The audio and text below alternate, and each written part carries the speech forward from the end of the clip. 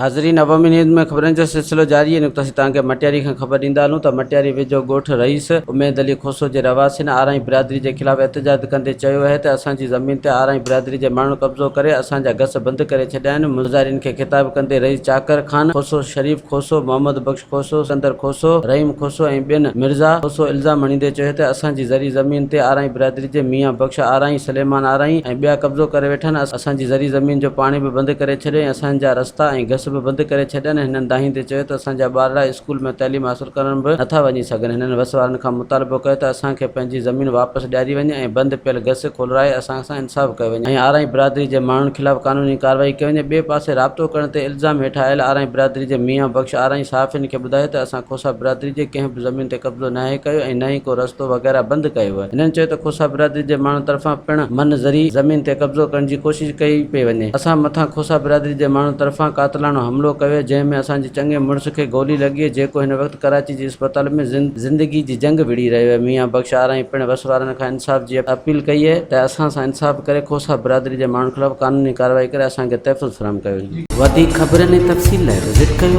अवामी news Facebook page, YouTube page ऐं अवामी न्यूज़ वेबसाइट।